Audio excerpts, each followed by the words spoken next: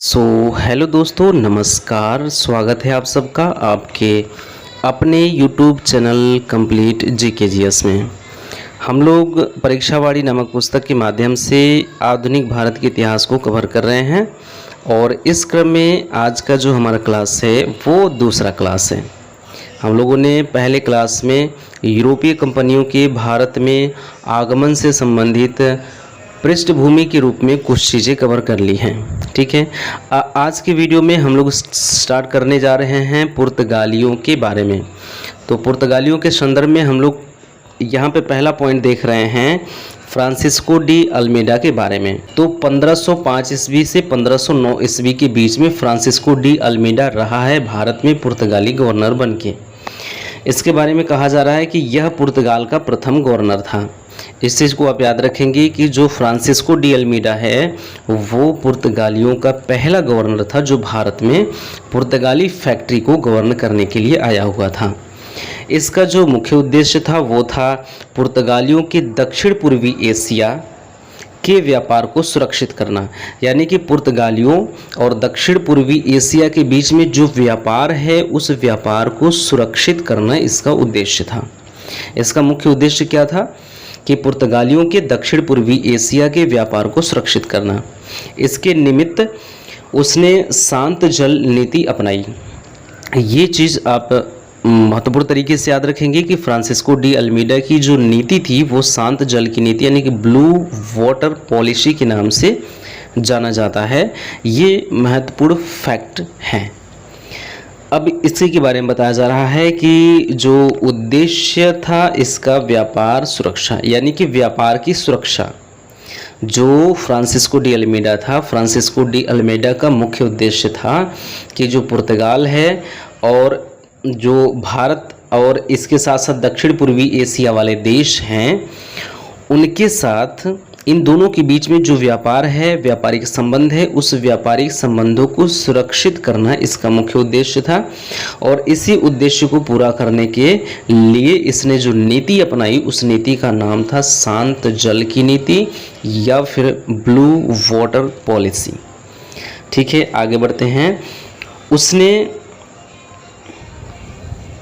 उसने भारत में पुर्तगाली राज्य स्थापित करने का प्रयत्न आरंभ किया। ठीक है, यहाँ पे टाइपिंग में थोड़ा सा मिस्टेक है, जहाँ जहाँ मिस्टेक है आप थोड़ा सा एडजस्ट कर लीजिए। ठीक है, उसने भारत में पुर्तगाली राज्य स्थापित करने का प्रयत्न आरंभ किया और 1505 ईस्वी में अंजाडिवा, कन्नूर तथा किलवा में दुर्ग स्थापित किया। हमने बात कर लिया है कि कन्नूर में 1505 में पहली मतलब कि दूसरी फैक्ट्री स्थापित होती है पुर्तगालियों की। तो 1505 ईस्वी की आपको ये घटना याद रखनी है कि जो फ्रांसिस्को डी अल्मेडा है उसने अंजाडिवा, कन्नूर और किलवा में अपना दुर्ग यानी कि पुर्तगालियों का दुर्ग स्थापित किया। किसने? फ्रांसिस्को डी अल्मेडा में ने। यहाँ पे अब देखिए 1505 ईस्वी में दुर्ग की स्थापना की गई। कहाँ पे? अंजाडिवा में, कन्नूर में और किलवा में। 3 जगह पुर्तगालियों की फैक्ट्री या फिर किला स्थापित किया गया 1505 ईस्वी में। इसको आप याद रखेंगे। अब आगे बढ़ते हैं 1509 ईस्वी की ओर। 1509 ईस्वी में अल्मेडा ने गुजरात, तुर्की और मिस्र के संयुक्त बेड़े को पराजित किया। ठीक है, किसके? गुजरात, तुर्की और मिस्र, इन तीनों को याद रखना है। 1509 ईस्वी में फ्रांसिस्को डी अल्मेडा के बीच में एक तरफ फ्रांसिस्को डी अल्मेडा रहता है, दूसरी तरफ गुजरात और जो तुर्की है ये और मिस्र, इन तीनों की सेनाएं एक तरफ होती हैं, एक साथ रहती हैं और फ्रांसिस्को डी अल्मेडा अकेला रहता है। तो 1509 की घटना है कि अल्मेडा ने गुजरात, तुर्की और मिस्र के संयुक्त बेड़े को पराजित कर दिया। युद्ध होता है, युद्ध में फ्रांसिस्को डी अल्मेडा ने इनको हरा दिया।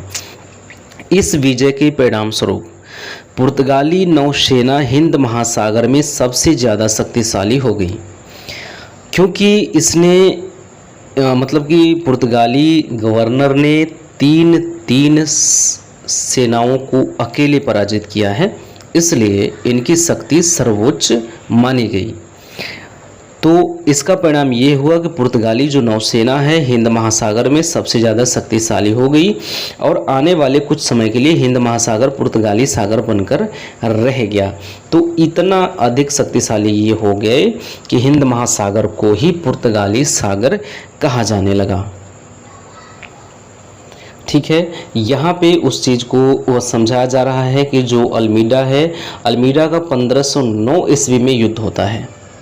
कहाँ पे, किस किस के बीच में? गुजरात, तुर्की और मिस्र। एक तरफ होते हैं अल्मीडा साहब, फ्रांसिस्को डी अल्मीडा साहब, दूसरी तरफ होते हैं 3 लोग, यानी कि 3 सेनाएं, गुजरात की, तुर्की की और मिस्र की। तीनों को पराजित कर देता है अल्मीडा। ये क्या कर देते हैं? ये पराजित कर देते हैं। उसके बाद हिंद महासागर पुर्तगाली सागर बनकर सामने आता है। इसके बाद अब अगले जो गवर्नर बन के आते हैं पुर्तगालियों के, वो होते हैं अल्फांसो डी अल्बुकर्क। जो दूसरे वो होते हैं वायसराय या फिर आप कह लें गवर्नर पुर्तगालियों के, उनका नाम था अल्फांसो डी अल्बुकर्क।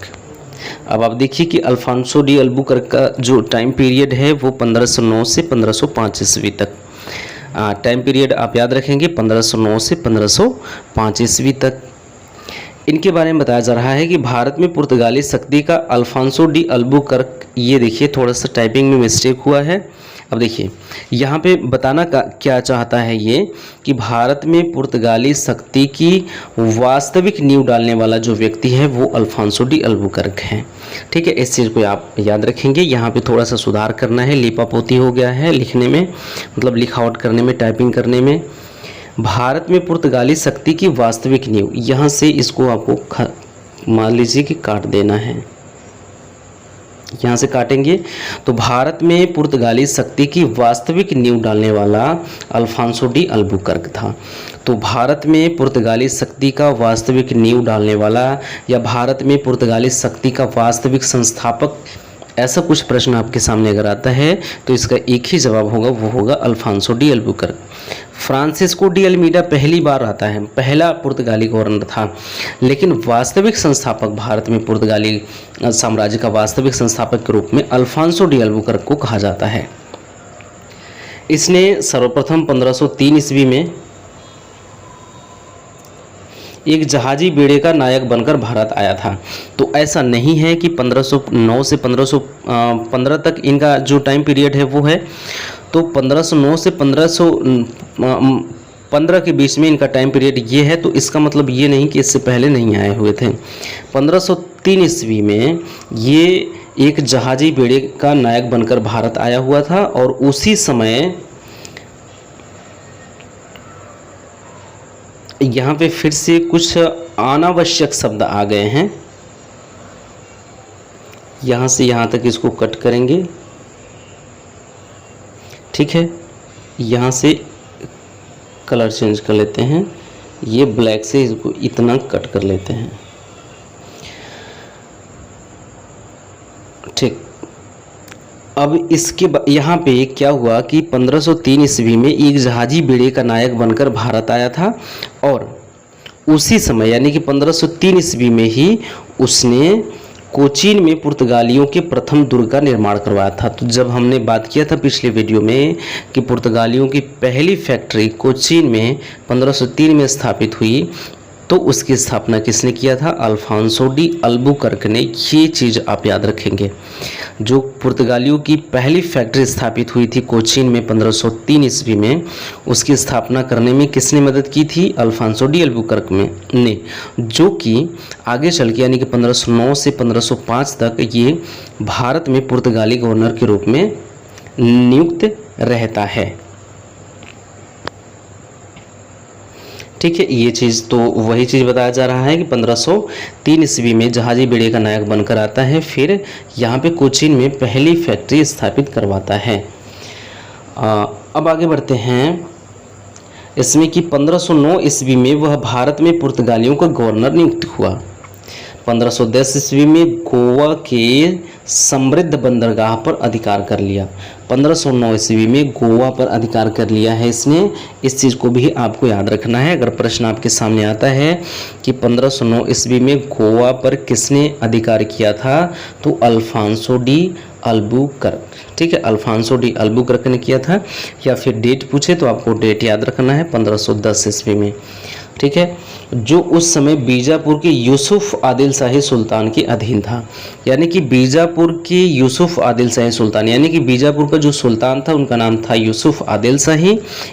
इनसे गोवा छीन लिया गया अल्फांसो डी अल्बुकर्क के द्वारा।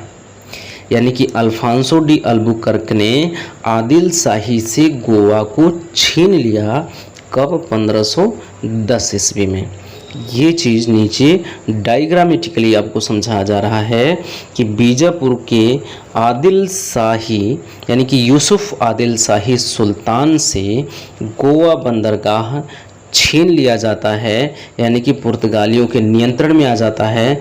ये करने वाला व्यक्ति अल्बुकर्क है। ये घटना जो हुई वो हुई 1510 ईस्वी में।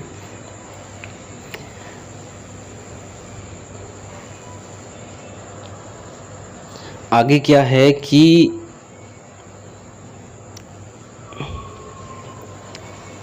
आगे आप देखिए कि उसके समय में पुर्तगाली भारत की सबसे शक्तिशाली जल शक्ति बन चुके थे। ये चीज़ क्योंकि हम कह रहे हैं कि जो अल्फांसो डी अल्बुकर्क है वो भारत में पुर्तगालियों की वास्तविक नींव रखने वाला है व्यक्ति, मतलब कि वास्तविक नींव रखने वाला गवर्नर माना जाता है। तो इसलिए हम कह सकते हैं और ये सच्चाई है कि उसके समय में पुर्तगाली भारत की सबसे शक्तिशाली जल शक्ति बन चुकी थी। पश्चिमी समुद्री तट पर उसकी तूती बोलने लगी थी। गोवा को अपने अधीन करने के साथ ही भारत में क्षेत्रीय पुर्तगाली राज्य की स्थापना भी होने लगी। यही चीज़ डायग्रामेटिकली यहाँ पे समझाया गया है। आगे बताया जा रहा है कि 1511 में क्या हुआ कि अल्बुकर्क ने मलक्का पर और 1515 ईस्वी में क्या किया कि फारस की खाड़ी में अवस्थित होर्मुज पर अपना अधिकार कर लिया। तो गोवा पर, मलक्का पर, होर्मुज पर, इन सारे महत्वपूर्ण जगहों पर धीरे धीरे पुर्तगालियों का अधिकार होता चला जा रहा है।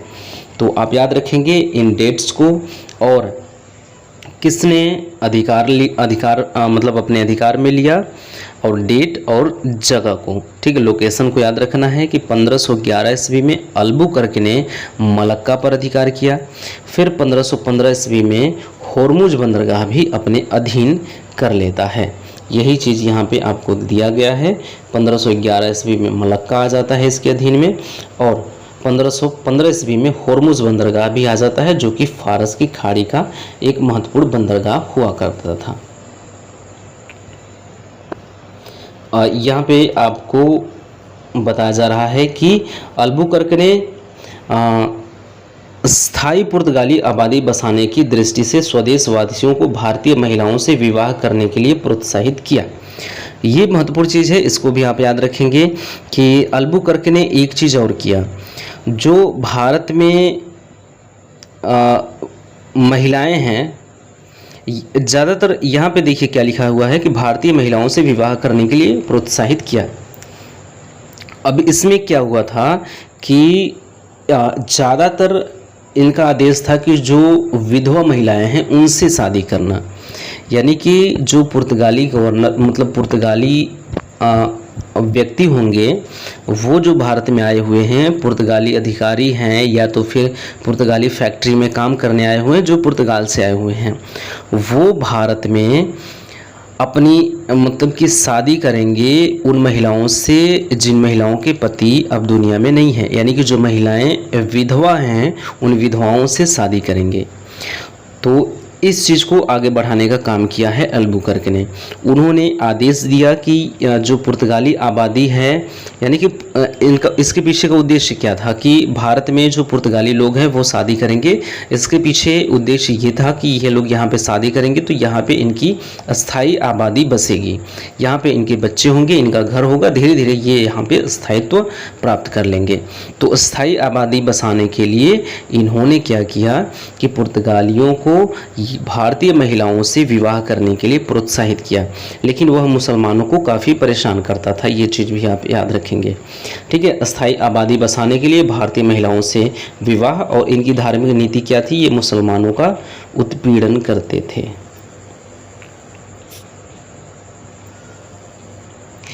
उसने अपने क्षेत्र में सती प्रथा बंद करवा दिया। सती प्रथा में क्या होता था कि जो विधवा महिलाएं होती थी उनको, मतलब कि जिनके पति मर जाते थे, उनके साथ साथ महिलाओं को भी दफना दिया जाता था। तो इसको इन्होंने बंद करवाया, क्योंकि क्या था कि वो चाहते थे कि जो विधवा महिलाएं हैं उनसे पुर्तगाली जो व्यक्ति हैं वो शादी कर लें। तो यहाँ की महिलाएं शादी कर भी लेंगी और वो यहाँ पे वो स्थायी रूप से बस भी जाएंगे। ज़रूरी नहीं था कि वो जो पुर्तगाली लोग हैं वो विधवा महिलाओं से ही शादी करें, वो किसी भी महिला से शादी कर सकते थे, लेकिन विधवा महिलाओं को फिर ज़्यादा जोर दिया जाता था। तो इसलिए वहाँ पे सती प्रथा भी बंद करवाना था, तो उसने अपने क्षेत्र में सती प्रथा भी बंद करवा दिया था। इस प्रकार वह राजा राम मोहन राय का पुरोगामी माना जाता था। इस चीज़ को आप बेहद महत्वपूर्ण तरीके से याद रखेंगे कि राजा राम मोहन राय का पुरोगामी कौन माना जाता है, तो अल्फांसो डी अल्बुकर्क को आप याद रखेंगे।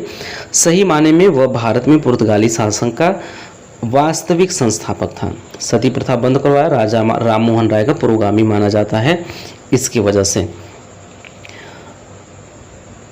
अब इन सारी चीज़ों का निष्कर्ष इसका क्या आता है कि पुर्तगाली शासन का वास्तविक संस्थापक कौन है, तो वास्तविक संस्थापक है अल्फांसो डी अल्बुकर्क। ठीक है, तो आगे हम लोग क्या देखते हैं। अगला जो पुर्तगाली गवर्नर बन के आता है भारत में, वो आता है Nuno de Cunha. Nuno de Cunha या नूनोद कुन्हा आप कह सकते हैं। उनका टाइम पीरियड क्या था, 1529 से 1538।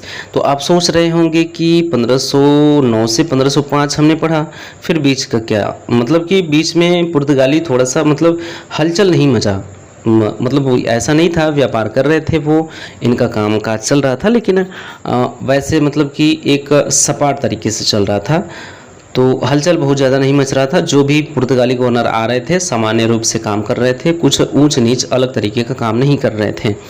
तो इसलिए चूँकि पुस्तक में भी नहीं है ये चीज़, यहाँ से ही है जो हम लोग परीक्षावाड़ी का अध्ययन कर रहे हैं, नूनो डी कुन्हा से दिया गया है, तो इसीलिए हम लोग यहाँ पे देख रहे हैं। नूनो डी कुन्हा का जो टाइम पीरियड बताया जा रहा है वो आप देख सकते हैं 1529 से 1538 तक। आप याद रखेंगे नूनो डी कुन्हा भारत में पुर्तगाली वॉयसराय बनकर रहा है, कब से कब तक, 1529 से 1538 तक। अल्बुकर्क के बाद दूसरा महत्वपूर्ण पुर्तगाली गवर्नर नूनोद कुन्हा, जिन्होंने 1529 में भारत में कार्यभार ग्रहण किया। तो अल्बुकर्क के बाद हम लोग देख रहे हैं कि कौन आता है, पुर्तगाली गवर्नर नूनो डी कुन्हा। इसका जो टाइम पीरियड है वो है 1529 से 38 तक। तो 1529 में इसने क्या किया, कार्यभार संभाला। आगे क्या है कि उसने मुगल सम्राट हुमायूं और गुजरात के बहादुर शाह के बीच संघर्ष का लाभ उठाकर 1534 ईस्वी में बेसिन और 1535 ईस्वी में दीव पर अधिकार कर लिया। ठीक है, नूनो डी कुन्हा को आपको याद रखना है कि 1534 ईस्वी में बेसिन पर अधिकार कर लिया है। किस पर, बेसिन पर अधिकार कर लिया है। और 1535 ईस्वी में आपको याद रखना है दीव पर अधिकार हो गया है। किस पर, दीव पर। यह भी एक महत्वपूर्ण क्षेत्र था।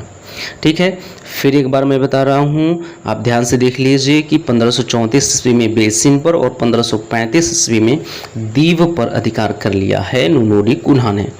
कुन्हा ने 1530 ईस्वी में शासन का मुख्य केंद्र कोचीन के स्थान पर गोवा को बना दिया। ये भी एक महत्वपूर्ण फैक्ट है, इसको आप याद रखेंगे। ठीक है, तो जो पुर्तगालियों का शासन केंद्र था पहले कोचीन था, क्योंकि कोचीन में पहली फैक्ट्री स्थापित की गई थी, तो वहीं से स्टार्ट किया गया था।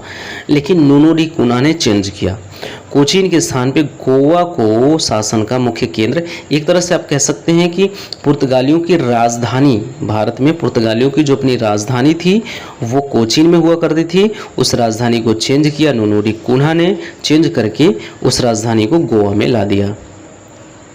ठीक,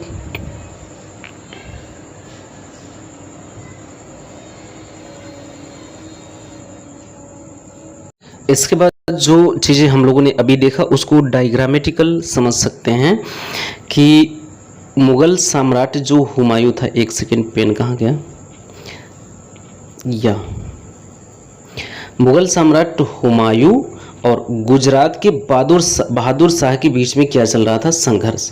और इस संघर्ष का इसने नूनू डी कुन्हा ने लाभ उठाया। लाभ उठाकर दो चीज़ इसने किया, इनसे लाभ उठाकर इसने क्या किया, वो लोग अपने संघर्ष में व्यस्त थे। मुग़ल सम्राट हुमायूं और गुजरात के बहादुर शाह ये क्या थे, अपने संघर्ष में व्यस्त थे। उसी समय नूनू डी कुन्हा ने लाभ उठाया, यानी कि 1534 ईस्वी में बेसिन पर अधिकार कर लिया और 1535 ईस्वी में दीव पर अपना अधिकार कर लिया। ठीक है। इसके बाद अगला जो वो उसका काम होता है, इसने शासन का जो मुख्य केंद्र था कोचीन के स्थान पे गोवा को कर दिया। कब, 1530 ईस्वी में। ये महत्वपूर्ण डेट भी है, स्थान भी है और ये घटना भी महत्वपूर्ण है, इसको आप याद रखेंगे। अगला जो गवर्नर बन के आता है, पुर्तगाली वायसराय या पुर्तगाली गवर्नर भारत में बन के आता है, वो होता है गार्सिया द नरोन्हा। ठीक है, गार्सिया दी नरोन्हा या गार्सिया डी नरोन्हा या गार्सिया द नरोन्हा, आप कुछ भी कह सकते हैं, 3-4 बार नाम लीजिए ताकि याद हो जाए। गार्सिया द नरोन्हा, ठीक है, नरोन्हा, गार्सिया द नरोन्हा। 1538 ईस्वी में गार्सिया द नरोन्हा एक अन्य महत्वपूर्ण पुर्तगाली गवर्नर बना। उसने दमन, सालसेट, चौल, मुंबई, सेंट थॉमस, मद्रास और हुगली में अपने केंद्र स्थापित किए। उसने सिलोन यानी श्रीलंका के अधिकांश भागों पर पुर्तगाली आधिपत्य कायम कर लिया। तो श्रीलंका तक इनकी क्या हो गई, इनका अधिकार पहुंच गया श्रीलंका तक। गार्सिया द नरोन्हा 1538 में आते हैं। तो यहाँ पे आपको याद रखना है कि मुंबई में दमन, सालसेट, चौल, सेंट थॉमस, मद्रास और हुगली जैसे क्षेत्रों में इनका आधिपत्य स्थापित हो जाता है। ठीक है, और श्रीलंका तक भी इनका आधिपत्य स्थापित हो जाता है। इसके बाद आगे बात करें तो 1559 की बात करते हैं हम लोग। तो 1559 में पुर्तगालियों का दमन पर भी अधिकार हो गया। दमन, दीव, सालसेट, ये सारी चीज़ों पे धीरे धीरे 1559 ईस्वी में आप देख रहे हैं कि दमन पर भी अधिकार हो गया है। इनके पास लगभग 50 दुर्ग, 100 से अधिक जहाज़ों का बेड़ा तथा, परंतु लंबे समय तक वे अपने साम्राज्य की स्थापना मतलब साम्राज्य की रक्षा न कर सके। इतनी सारी चीज़ें होते हुए भी वे अपने साम्राज्य की रक्षा न कर सके। वही चीज़ यहाँ पे डायग्राम के माध्यम से समझाया जा रहा है कि 1559 में दमन पर अधिकार हुआ। 1500 उसके बाद ये चीज़ हो गया, यहाँ पे 1500 दमन में अधिकार हो गया। उसके बाद क्या बताया जा रहा है कि 50 दुर्ग, 100 से अधिक जहाज़ों का बेड़ा था। लेकिन फिर भी क्या हुआ कि साम्राज्य की रक्षा न कर सके लंबे समय तक। ठीक है, आगे क्या बताया जा रहा है कि जो यूरोप वासियों की अन्य कंपनियां व्यापार करने के लिए हिंद महासागर में आने लगी और पारस्परिक व्यापारिक प्रतिस्पर्धा बढ़ती गई, पुर्तगाली मैदान छोड़ते गए। अन्य कंपनियां भी भारत आ रही थीं, अन्य कंपनियों से इनका मुकाबला होता रहा और इस मुकाबले में ये लोग मैदान छोड़कर वापस चले गए, मतलब पीछे चले गए। 1580 ईस्वी में पुर्तगाल स्पेन के साथ सम्मिलित हो गया और अपनी स्वतंत्रता खो बैठा। 1580 की घटना है कि वहाँ पे यूरोप में पुर्तगाल और स्पेन के साथ सम्मिलित हो गया, मतलब पुर्तगाल और स्पेन मतलब एक ही देश बन गए कुल मिला के, दोनों मिला के। तो इससे क्या हुआ, पुर्तगाल ने अपनी स्वतंत्रता खो दिया। तो अपनी स्वतंत्रता खोने की वजह से उसका प्रभाव भारत में स्थापित फैक्ट्रियों पर पड़ा। तो यहाँ के राजनीति पर भी उसका प्रभाव पड़ने की वजह से ये कमज़ोर हो गए धीरे धीरे। ये चीज़ बताया जा रहा है। तो यूरोप वासियों की अन्य कंपनियां हिंद महासागर में आने लगी। इससे क्या हुआ कि पारस्परिक प्रतिस्पर्धा बढ़ती गई। पुर्तगाली लोग मैदान छोड़कर वापस जाने लगे। 1580 ईस्वी में पुर्तगाल स्पेन के साथ सम्मिलित हो गया और अपनी स्वतंत्रता खो बैठा। आगे देखते हैं कि बाद में अनेक स्थानों पर पुर्तगालियों के सैनिक पराजय का भी सामना करना पड़ा। पुर्तगालियों को सैनिक पराजय का भी सामना करना पड़ा। मतलब बाद में अनेक स्थानों पे पुर्तगाली धीरे धीरे कई जगह अब हारना स्टार्ट कर दिए। स्टार्टिंग में आप देख रहे थे कि जीत पे जीत, जीत पे जीत, जीत पे जीत आ रही थी इनके झोली में, लेकिन अभी देख रहे हैं कि इनकी झोली में अब हार भी आना स्टार्ट हो गया है। ठीक है, 1596 ईस्वी में दक्षिण पूर्व एशिया में आने के बाद डचों ने पुर्तगालियों को इस क्षेत्र से बाहर कर दिया। अब डचों से मुकाबला हुआ। 1596 ईस्वी में दक्षिण पूर्व एशिया में डच आ गए हैं। डचों के आने के बाद पुर्तगालियों को इस क्षेत्र से बाहर कर दिया डचों ने। ठीक है, आगे यही चीज़ बताया गया है कि 1596 ईस्वी में दक्षिण पूर्व एशिया में आने के बाद डचों द्वारा पुर्तगालियों को इस क्षेत्र से बाहर किया गया। बीच बीच में सैनिक पराजय होती रही पुर्तगालियों की, इसलिए धीरे धीरे पुर्तगाली अभी कमज़ोर हो रहे हैं। अंततः ये लोग पूरी तरह से यहाँ से अपना बोरिया बिस्तर समेट कर वापस चले जाएंगे। डचों ने 1641 ईस्वी में मलक्का दुर्ग को जीत लिया। क्योंकि आप देख रहे हैं कि मलक्का और श्रीलंका और मालाबार जैसा क्षेत्र जो है वो अभी तक पुर्तगालियों के अधीन था, क्योंकि वो लोग पहले आए हुए थे और भारत के राजाओं से लड़ाई करके झगड़ा करके वो लोग अपने अधीन कर लिए थे ये सारे क्षेत्र। लेकिन अब क्या हुआ, डच आ गए हैं, डचों से इनका मुकाबला हो रहा है। 1641 ईस्वी में मलक्का दुर्ग को डचों ने छीन लिया। किससे? पुर्तगालियों से। आप याद रखेंगे इस चीज़ को, डचों ने पुर्तगालियों से मलक्का को छीन लिया है 1641 ईस्वी में। 1658 ईस्वी में क्या होता है, श्रीलंका और 1663 ईस्वी में मालाबार के सभी दुर्गों पर उन्होंने अपना अधिकार जमा लिया, अपना आधिपत्य जमा लिया। किसने? डचों ने। इन सभी क्षेत्रों पर पुर्तगालियों का अधिकार था, लेकिन अभी धीरे धीरे क्या हो रहा है, डच आकर के इनसे जीत करके इन सभी क्षेत्रों पे जहाँ पे पहले से पुर्तगाली थे उन सभी क्षेत्रों से पुर्तगालियों को हटा करके या सीमित करके ये लोग यानी कि डच लोग अपना आधिपत्य जमा ले रहे हैं। डचों ने अपना आधिपत्य जमाया। देखा जा रहा है कि 1641 में मलक्का दुर्ग को जीत लिया, 1658 में श्रीलंका को जीत लिया, 1663 में मालाबार के सभी दुर्गों पर अधिकार कर लिया। किसने? डचों ने। इसके बाद हम देख रहे हैं कि अंग्रेजों ने 1612 ईस्वी में पुर्तगालियों को सूरत में पराजित करके अपना कारखाना स्थापित किया। अब अंग्रेज डच, अभी डच परेशान कर रहे थे, पराजित कर रहे थे। अब 1612 ईस्वी में अंग्रेजों ने भी पराजित कर दिया, सूरत में पराजित करके अपना कारखाना स्थापित किया। 1622 ईस्वी में उन्होंने अपना विस्तार करते हुए पुर्तगालियों को होर्मुज में फारसी सेना की सहायता से पराजित कर दिया। तो 1622 ईस्वी भी आपको याद रखना है कि अंग्रेजों ने क्या किया, फारसी सेना की सहायता से डचों को पराजित किया। कहाँ पर? होर्मुज में। जबकि होर्मुज में हमने देखा था कि पुर्तगालियों का अधिकार हो गया था। तो अब होर्मुज में पुर्तगाली हार जाते हैं अंग्रेजों के हाथों से। अंग्रेजों के साथ कौन सी सेना होती है? फारसी सेना होती है। तो फारसी सेना की सहायता से 1622 ईस्वी में अंग्रेजों ने पुर्तगालियों को पराजित कर दिया। अंग्रेजों ने पुर्तगालियों को पराजित किया 1612 ईस्वी में सूरत में, ठीक है, वहाँ पे पराजित करके कारखाना स्थापित किया। उसके बाद 1622 ईस्वी में होर्मुज में पुर्तगालियों को अंग्रेजों ने पराजित कर दिया। किसकी सहायता से? फारसी सेना की सहायता से। फिर वहाँ पे भी अंग्रेजों का विस्तार देखने को मिलने लगा। बाद में मुगलों और मराठों ने भी पुर्तगालियों का विरोध किया। हालांकि अकबर के समय मुगल और पुर्तगाली संबंध अच्छे थे। अकबर के दरबार में जेसुइट पादरी यानी कि ईसाई धर्म के प्रचारक जो थे उनके 3 दल आए हुए थे। कब कब? 1580 में, 1590 में और 1595 ईस्वी में। ठीक है, ये चीज़ बताया जा रहा है। यही चीज़ यहाँ पे डायग्रामेटिकली समझाया गया है कि मुगलों और मराठों ने भी विरोध किया। किसका? पुर्तगालियों का। मुगलों और मराठों ने भी विरोध किया। किसका? पुर्तगालियों का। अकबर के समय संबंध थोड़े अच्छे थे। दरबार में जो सीट पादरी यानी कि ईसाई धर्म के जो प्रचारक थे वो उनका 3 दल आया था। ठीक है, अकबर के समय में ये चीज़ आप याद रखेंगे। अकबर के समय में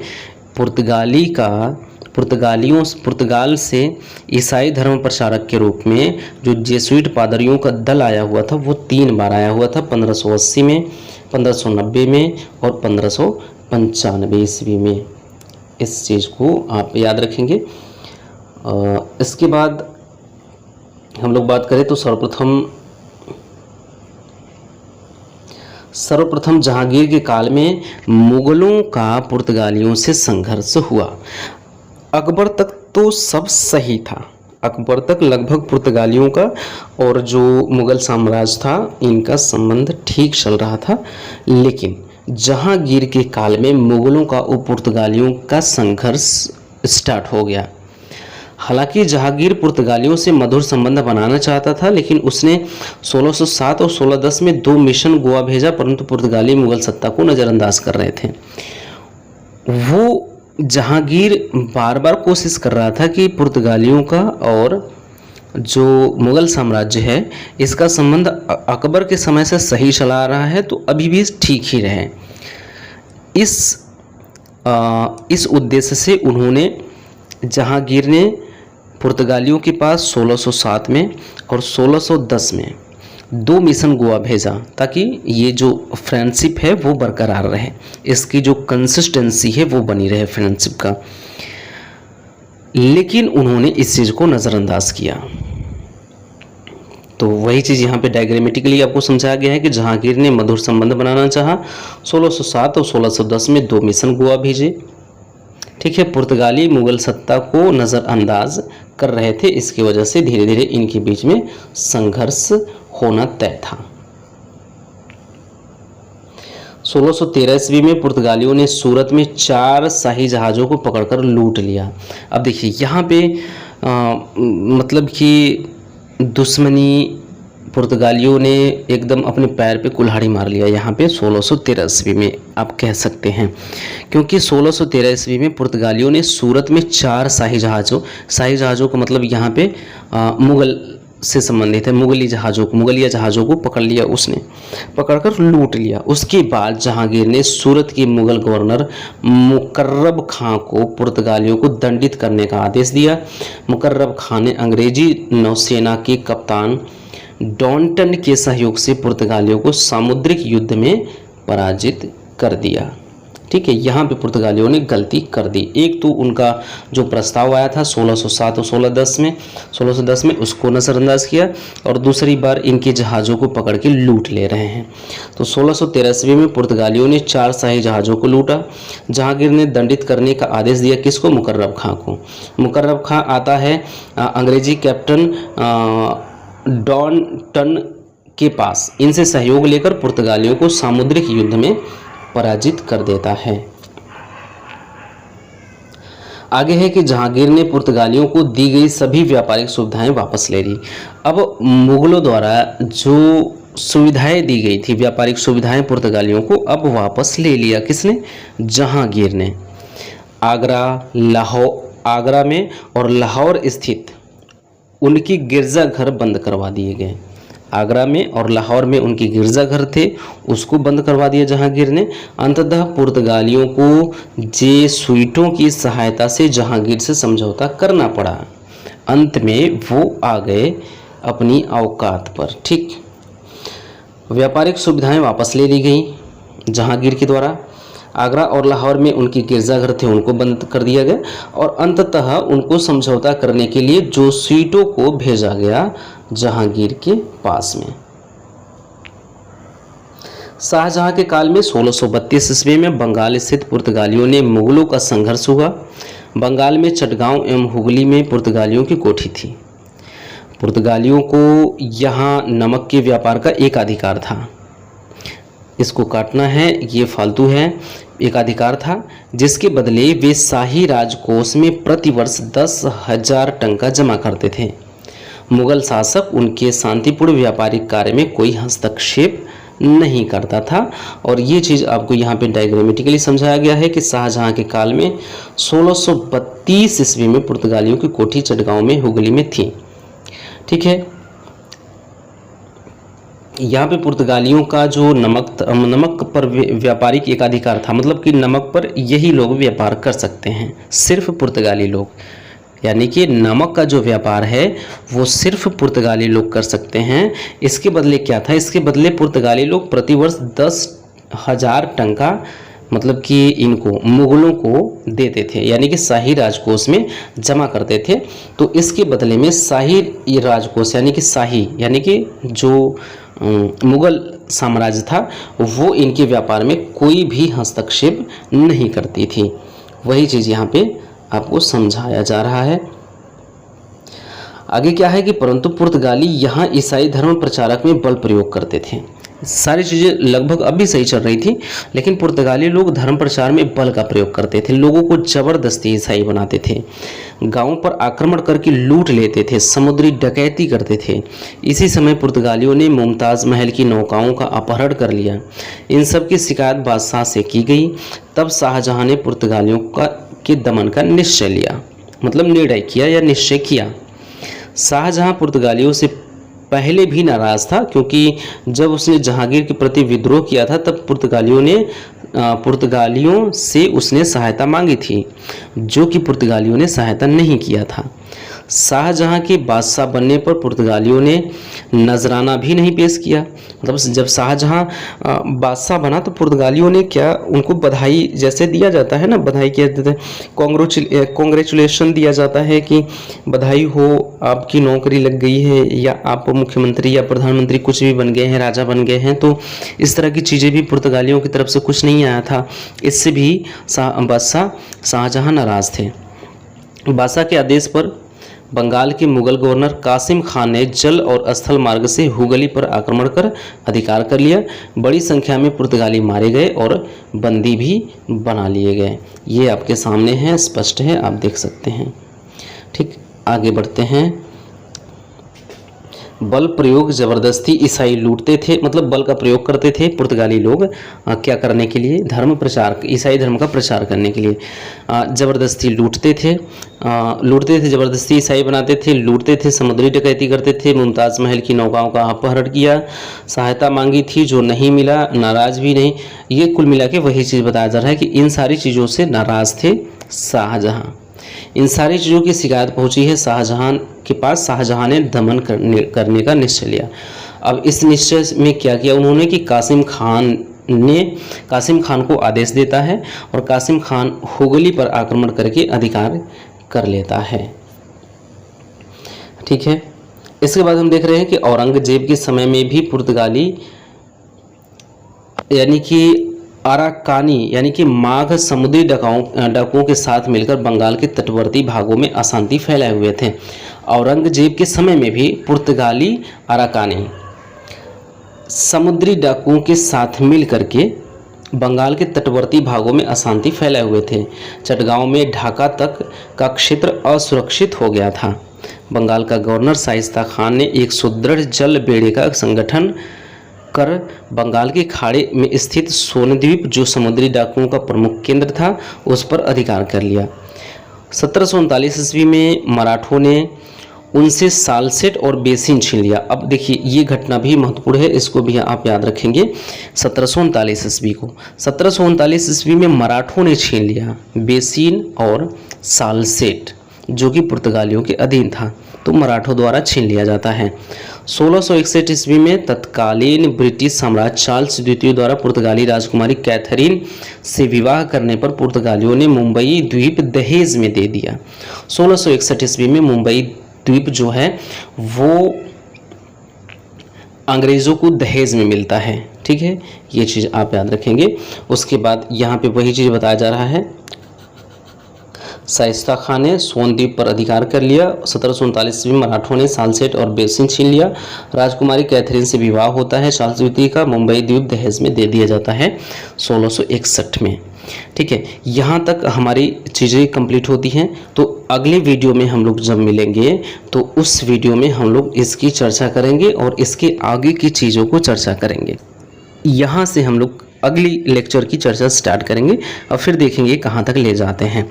तो मिलते हैं अगले वीडियो में लेकर के कार्ड्स आर्मेडा काफिला व्यवस्था को। तब तक के लिए धन्यवाद। Thank you very much.